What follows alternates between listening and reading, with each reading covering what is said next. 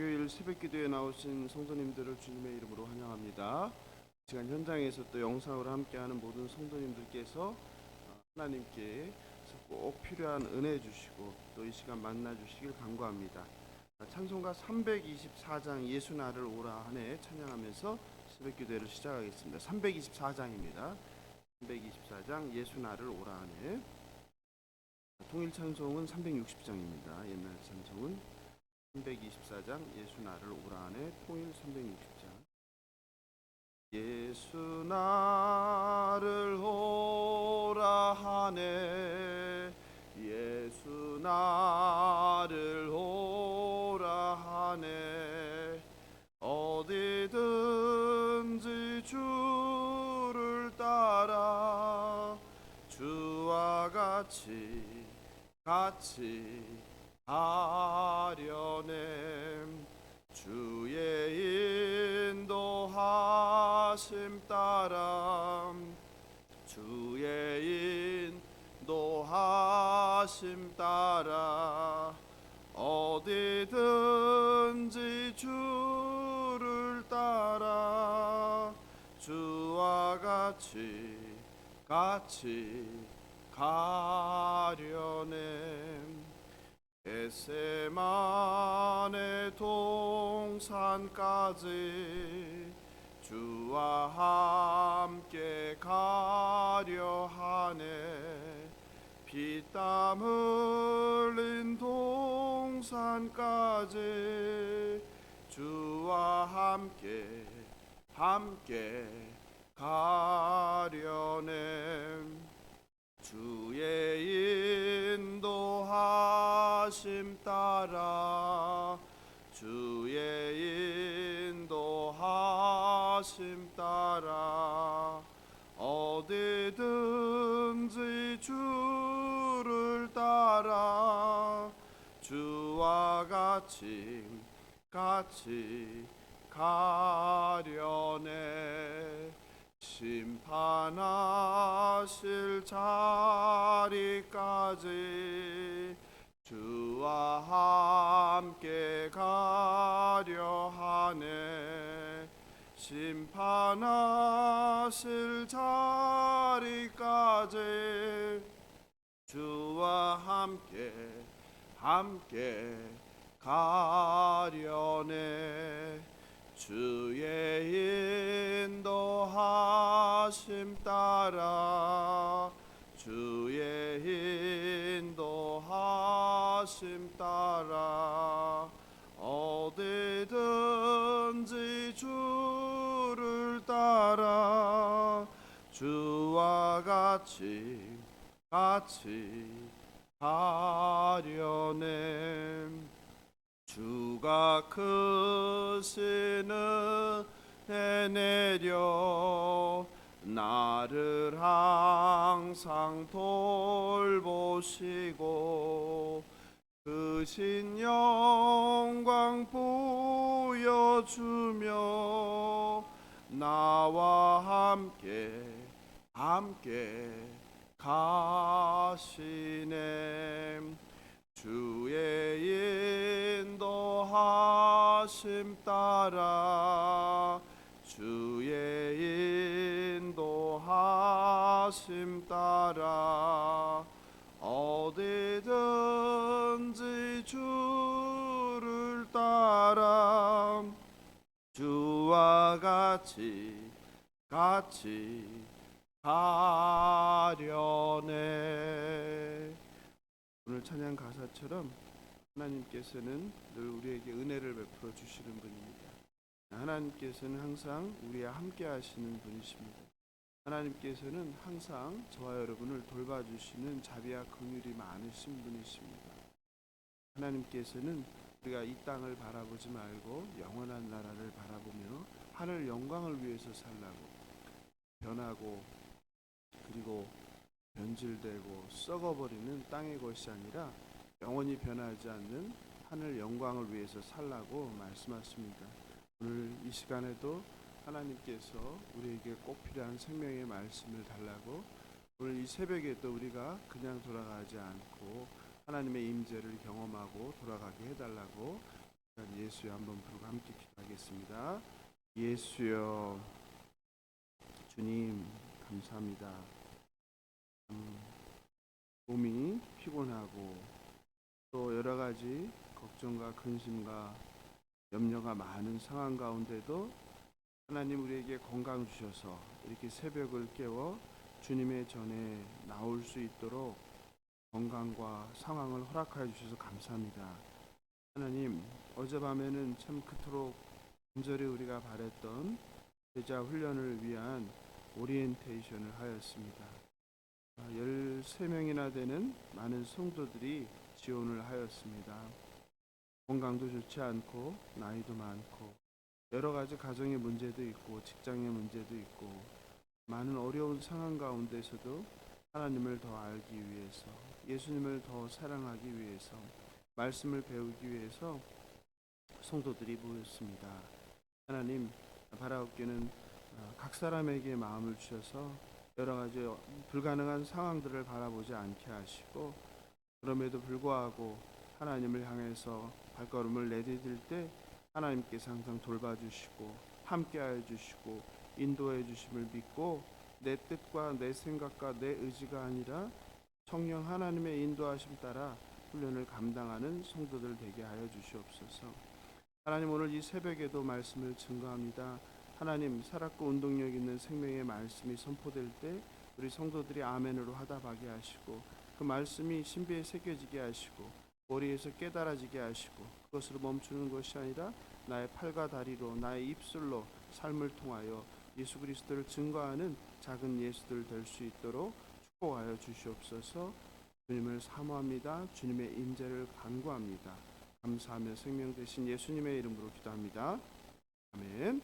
오늘 주실 하나님 말씀은 이사야서 3장 12절 15절입니다. 이사야서 3장 12절 15절입니다. 이사야서 그 2장 남은 부분이랑 3장 앞부분까지는 이번 주일 설교입니다. 그래서 그 부분은 주일 설교 때 참고하시면 좋겠고요. 이사야서 3장 12절 15절 함께 교독하겠습니다. 내 백성을 학대하는 자는 아이요 다스리는 자는 여자들이라. 내 백성이여, 내 인도자들이 너를 유혹하여 내가 다닐 길을 어지럽히느니라. 여호와께서 변론하러 일어나시며 백성들을 심판하려고 서시도다. 여호와께서 자기 백성의 장로들과 고관들을 심문하러 오시리니 포도원을 삼킨 자는 너희이며 가나안 자에게서 탈취한 물건이 너희의 집에 있도다. 함께 읽겠습니다. 어찌하여 너희가 내 백성을 짓밟으며 가난한 자의 얼굴에 맷돌질하느냐. 주 만군의 여호와 내가 말하였느니라 하시도다. 아멘. 오늘 설교 제목은 내 백성을 학대하는 자는 아이요. 12절에 있죠. 내 백성을 학대하는 자는 아이요. 백성을 학대하는 자가 아이라고 이야기하고 있어요. 또 여러분, 아이는 힘없는 사람인데 아이가 백성을 어떻게 학대할 수 있겠습니까? 왜 하나님께서는 이사야 선지자로 하여금 내 백성을 학대하는 자가 아이라고 했을까요? 이 말은 아이가 백성을 학대한다는 게 아니라 지도자를 의미합니다. 그러니까 지도자들이 백성을 학대한다는 거예요. 그런데 그 지도자를 아이라고 표현을 한 것입니다. 왜 아이라고 지도자를 비유했을까요? 아이의 특성은 무엇입니까? 성인에 비해서 잘 모릅니다. 그렇죠? 아이는 힘이 없지요. 그리고 능력도 없습니다. 그리고 분별력이 없습니다. 또 살아온 날이 얼마 되지 않기 때문에 경험한 것도 별로 없습니다. 즉, 내 백성을 학대하는 자는 아이라는 거, 즉 아이가 지도자라는 것은 지도자가 아이처럼 분별력이 없다는 거예요. 지도자가 능력이 없다는 것을 뜻합니다. 이스라엘의 지도자들이 마치 어린아이가 하듯이 분별력도 지혜도 없고 능력도 없고 이런 것을 의미합니다. 그리하여 이런 아이가 백성들을 다스리듯이 분별력이 없고 무식하고 무능력하고 경험이 없는 지도자들이 이스라엘을 망하게 했다는 뜻입니다.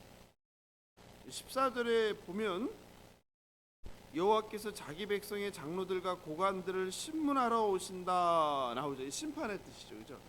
여호와 하나님께서 이스라엘의 지도자인 장로들과 고관들을 심판하러 오세요. 백성들을 잘 다스려야 하는 지도자들이 오히려 백성들을 착취하고 학대하였습니다. 공의로 가난한 자들을 돌보기는커녕, 공의라는 것은 뭐라고 했어요? 관계적인 거죠. 공의라는 것은 이웃과의 관계를 하는 거, 가난한 자, 고아, 과부를 돌보는 게 공의라고 했어요. 그런데 공의로 백성들을 잘 돌봐야 되는, 가난한 자, 고아, 과부, 나그네를 돌봐야 하는 지도자들이 오히려 재산까지 빼앗아 버리는 거예요. 가난한 사람이 뭐가 있겠어요? 근데 가난한 사람들의 없는 재산까지도 착취해 버리는 것이 이스라엘의 지도자예요. 그래서 자신들의 배를 불리는 거죠. 주일 설교를 통해서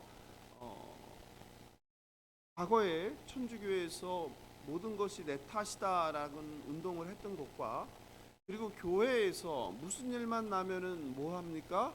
우리 모두는 죄인이다. 그죠? 그러니 저 죄인을 우리가 정죄할 권한이 없다고, 모든 것은 우리가 책임이다, 이렇게 이야기하는 것이 바람직한 건 아니라고 했죠. 모든 문제는 그 책임의 그 과실의 정도가 다 있다는 거죠.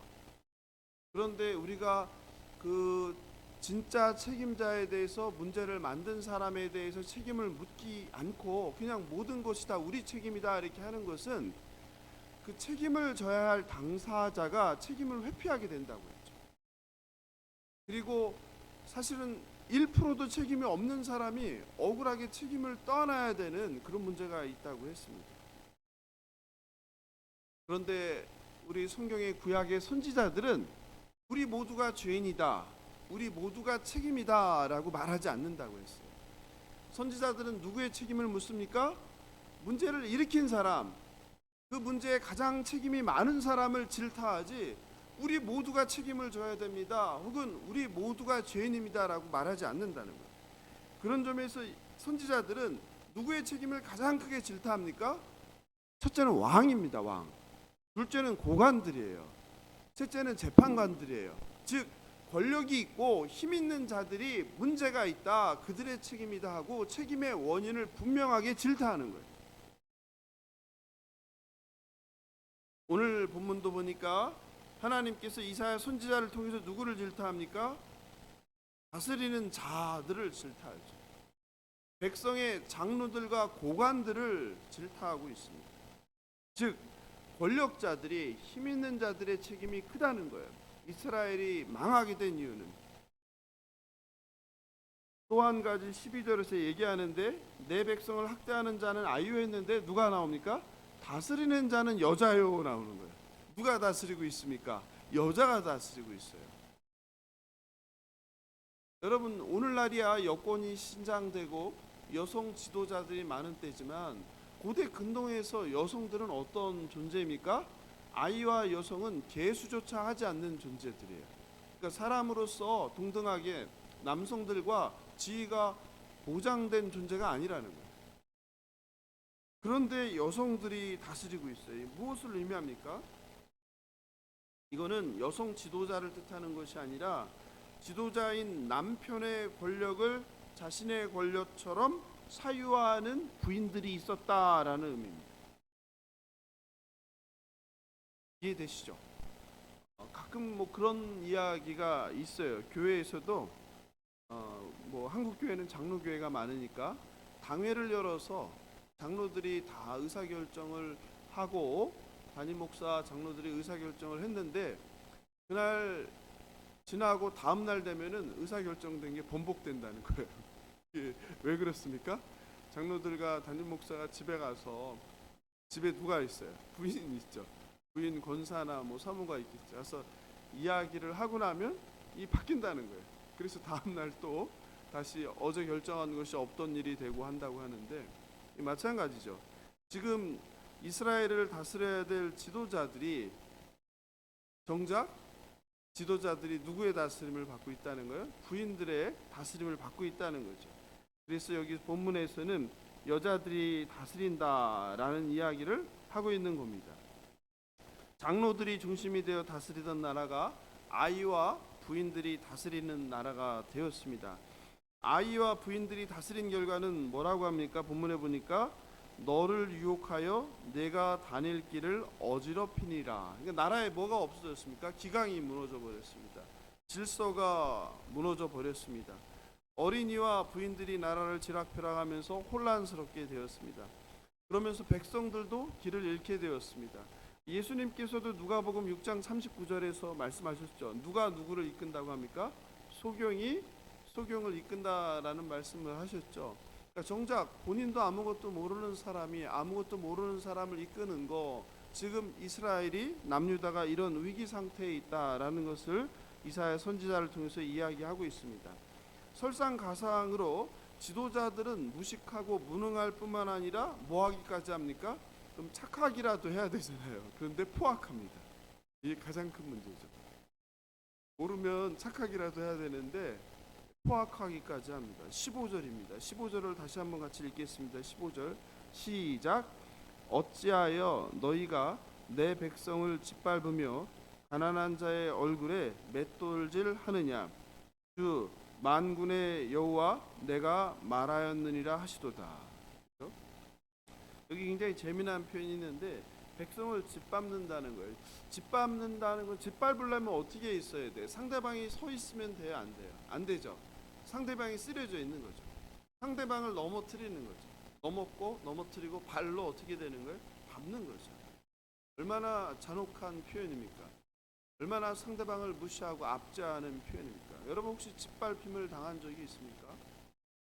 상상할 수도 없는 수치죠. 그렇죠? 치욕이죠. 또 가난한 자의 얼굴을 어떻게 해요? 맷돌질한다. 맷돌이 뭐 지금은 안 쓰는데요, 그죠? 우리 어릴 때 맷돌을 많이 했잖아요. 콩 같은 거 가를 때, 그죠? 맷돌을 돌리면 어떻게 됩니까? 거기에 알갱이가 들어가서 가루가 되잖아요. 근데 가난한 자의 얼굴을 맷돌질한다는 거예요. 가루로 만들어 버린다는 거예요. 군대 가면 남자들은 교관들이 그런 욕을 많이 했어요. 갈아 씹어 먹어 버린다 이런. 지금 생각해도 끔찍한데.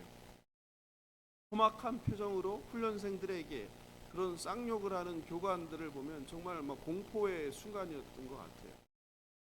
그런데 지금 누가 백성들을 그렇게 한다는 거예요. 백성들을 짓밟아 버리고 가난한 자의 얼굴을 맷돌질한대. 얼굴을 갈아버린다는 거죠. 권력자들이, 지도자들이 가난하고 힘없는 자들을 불쌍히 여겨서 돌봐야 하는 것이 긍휼인데, 그리고 그것이 정의이고 공의인데, 오히려 지도자들이 그런 가난하고 힘없는 백성들을 짓밟고 악착같이 착취하는 것을 의미합니다. 힘없고 가난한 사람들이 보호받지 못한 사회를 건강하다고 우리는 말할 수 없을 것입니다. 돈과 힘으로 하고 싶은 대로 다 할 수 있는 사회는 양육강식의 정글과 다를 바 없습니다. 그래서 그런 말 하죠. 돈만 있으면 대한민국이 천국이라고. 그런 말 들어보셨죠? 돈으로 안 되는 것이 많은 나라들이 있어요. 그런데 대한민국은 돈이면 안 되는 게 없다는 거예요. 돈만 있으면 대한민국이 살기 제일 좋다라는 거예요. 사실 부끄러운 우리의 민낯이죠. 돈으로 모든 것을 해결할 수 있는 나라, 힘만 있으면 모든 것이 해결되는 나라, 법과 정의가, 사법 질서가, 공권력이 돈 있는 자 그리고 힘 있는 자의 편인 나라. 문제가 많은 것이죠. 그런 나라일수록 누구는 고통을 받습니까? 가난한 자들은 고통을 받죠. 힘없는 자들은 고통을 받죠. 소돔과 고모라 같은 나라 아니에요. 의인이 사라진 나라. 그래서 누구? 힘없는 자들의 절규가 하나님의 상달되는 나라. 하나님은 누구의 그 기도를 들으시는 거예요? 그 힘없는 자, 가난한 자, 고아, 과부, 나그네의 절규를 들으시는 거예요. 그걸 참으시는 거예요. 참으시는 거예요. 그러다가 이제 때가 되면 더 이상 참을 수 없을 때는 무엇을 합니까? 심판을 내리시는 거죠. 이게 구약의 유명한 그 땅 신학이라는 땅. 땅을 맡긴 자들이 하나님의 공의와 정의를 실현하지 못할 때, 그래서 그 땅에 힘없고 가난한 자들, 병든 자들, 고아, 과부, 나그네들의 억울한 소리가 하나님의 귀에 들릴 때, 그리고 그게 쌓일 때 더 이상 참지 못할 때 그 땅을 어떻게 해요? 뺏어 버리는 거예요. 이게 구약에 흐르는 땅 신학이래요. 땅 신학. 그래서 그 땅이라는 건 구약에서 복이잖아요. 복이란 말이에요. 땅을 허락했는데 그 땅을 잘 관리하지 못하고 그런 압제와 피와 억울함이 넘칠 때 그 땅을 빼앗아 버리는 거예요. 그 민족을 쫓아내 버리는 거예요. 이게 구약에 흐르는 땅 신학이에요. 가나안 땅을 이스라엘이 허락한 게 뭐예요? 그 땅을 차지했던 누가? 이방 족속들을 쫓아낸 거 아니에요?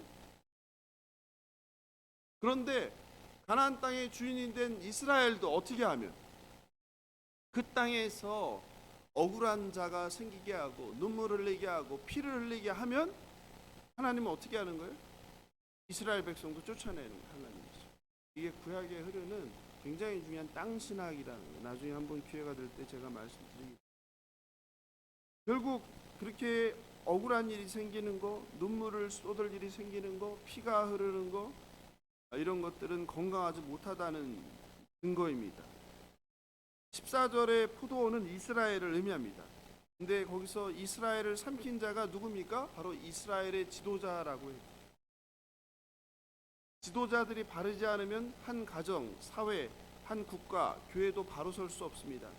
그래서 하나님은 지도자의 책임을 엄중하게 묻습니다. 그러므로 지도자를 바로 선택하고 지도자를 바로 세우는 것은 매우 중요합니다. 말씀을 마무리합니다. 위대한 경영학자, 제가 대학교에서 경영학 공부할 때 참 많이 읽었던 책인데 짐 컬린즈라는 사람이 있는데 그 사람이 쓴 책이 굿 투 그레이트라는 책이 있어요. 한국말로는 좋은 기업을 넘어 위대한 기업으로라고 번역된 책인데요. 지금도 기억하는 것이 그 책에서 저자는 그런 얘기예요. 좋은 기업이 있고 위대한 기업이 있다. 근데 위대한 기업은 망하지 않는 기업들이에요. 아주 오랫동안 존재하는 기업들이에요. 이런 기업들을 연구해 보니까 회사가 오랫동안 살아남는 거 좋은 기업 정도가 아니라 위대한 기업이 되는 기업들은 공통점이 있는데 그것은 바로 뭐라는 거예요? 적합한 사람이래요. 적합한 사람. 그러면서 버스 얘기를 해요. 한번 들어보세요. 버스가 있어요. 우리가 여기서 7780을 타면은 사당역을 가잖아요. 그럼 버스를 얘기하는데 버스에서 중요한 것은 버스가 그 목적지로 가는데 중요한 것은 거기에 누구를 태우느냐에 따라서 결정된다. 그래서 버스에 적합한 사람들을 태워놓으면 버스가 목적지를 알아서 간다는 거예요. 그런데 아무리 목적지가 정해져 있어도 버스에 탄 사람들이 적합한 사람들이 아니면 서로 다투다가 목적지로 가지 못한다는 거예요. 그래서 중요한 것은 비전이나 목적보다 뭐예요? 적합한 사람이라는 거예요. 적합한 사람이 적합한 자리에 있을 때 목적을 비전도 모두 알아서 자기들이 찾아서 간다는 거예요. 그런데 아무리 좋은 비전과 목적지를 제시해도 적합한 사람이 그 자리에 있지 않으면 매일 자기들끼리 싸우다가 어디 가는 거예요? 배가 산으로 가듯이 버스가 목적지로 가지 못한다는 거예요. 그래서 조직이든지 회사든지 그것이 올바른 방향으로 가기 위해서는 또 위대한 기업이 되기 위해서는 제일 중요한 것이 적합한 사람이다라는 이야기를 했습니다. 오늘 본문과 마찬가지죠. 리더가 중요하다는 거예요. 적합한 사람이 중요하다는 거죠. 그래서 공동체의 지도자를 잘못 세워두면 공동체 모두가 고생을 하게 된다는 거예요. 그러나 공동체의 지도자를 리더를 올바로 세워놓게 되면은 공동체 구성원들이 모두 편하다는 거예요. 알아서 다 한다는 거예요. 반대로 오늘 이스라엘처럼 공동체의 지도자들을 잘못 세워두게 되면은 바람잘 날이 없습니다. 왜냐하면 그가 무식하기 때문입니다. 왜냐하면 그가 무능하기 때문입니다. 왜냐하면 그에게는 사랑과 정의와 공의가 없기 때문입니다. 왜냐하면 그에게는 긍휼이 없기 때문입니다. 그렇게 될 때 그 피해자는 누구입니까? 공동체 전체 구성원이라는 거예요. 가정도 마찬가지입니다. 가장이 바로 서야 됩니다. 마을도 마찬가지입니다. 작은 모임도 마찬가지입니다. 회사 말할 것도 없습니다. 우리가 속한 지방자치단체 마찬가지입니다. 우리가 살아가고 있는 이 땅, 이 나라의 지도자, 위정자들, 대통령, 보좌진들, 그리고 교회 마찬가지입니다. 이곳에 지도자들이 바로 세워질 때 리더들이 바로 세워질 때 올바른 방향으로 공동체를 구성원들을 이끌고 나가게 됩니다. 사랑하는 성도 여러분, 우리는 그러므로 지도자를 선택하는 데 신중해야 합니다. 그리고 그렇게 분별력을 가지고 좋은 지도자를 세웠다면 존중해야 합니다. 그런데 우리가 주의할 것은 있습니다. 그것은 무엇입니까? 지도자를 분별력 없이 추종해서는 안 됩니다. 맹목적으로 숭배해서도 안 됩니다. 사람은 다 연약하기 때문에 숭배가 되는 순간, 맹목적인 존경의 대상이 되는 순간 분별력을 상실하고, 그리고 그 지도자도 겸손을 잃고 교만하게 됩니다. 그래서 모든 공동체가 몸살을 앓게 됩니다. 지도자들도 연약한 우리와 같은 흙과 같은 깨지기 쉬운 죄된 인간이라는 것을 기억하고 숭배하거나 맹목적 존경을 하지 않길 바랍니다. 우리가 숭배할 대상, 우리가 맹목적으로 존경할 대상은 변하지 않는 신실하신 하나님, 그분 한 분뿐임을 기억하시는 저와 여러분 되길 바랍니다. 이스라엘의 우상 숭배에 빠져 하나님을 멀리한 것을 이스라엘의 지도자들의 책임임을 책망하시는 하나님 말씀을 새겨 듣고, 우리가 지도자들을 분별력 있게 뽑고, 우리가 지도자에 대해서 분별력 있게 대하고, 또 존중하지만 숭배하지 않고 그렇게 하는 것을 배우는 저와 여러분 되길 바랍니다. 오늘 말씀 생각하면서 기도할 때 우리에게 분별력을 주셔서 지도자들을 분별하게 해달라고, 또 공동체가 리더들이 바로 세워져서 올바른 방향으로 가게 해달라고, 특히 그 일을 위해서 또 우리가 교회가 제자훈련을 시작했는데, 우리 제자훈련을 통해서 우리 리더들이 정말 참된 작은 예수가 되어서 군림하는 지도자가 아니라 공동체를 섬기고 각 사람을 섬기고 가정을 섬기고 지역사회를 섬기고 또 이웃들을 섬기는 그런 참된 예수 제자가 되게 해달라고. 그리고 이 시간에 각자 가지고 나온 기도 제목이 있을 텐데요. 육신의 질병, 또 가정의 문제, 경제적인 문제, 관계의 문제, 모든 문제들을 이 시간 하나님께 내어놓고 하나님의 도우심을 간구하는 시간 되면 좋겠습니다. 주여 한번 부르고 기도하겠습니다. 주여.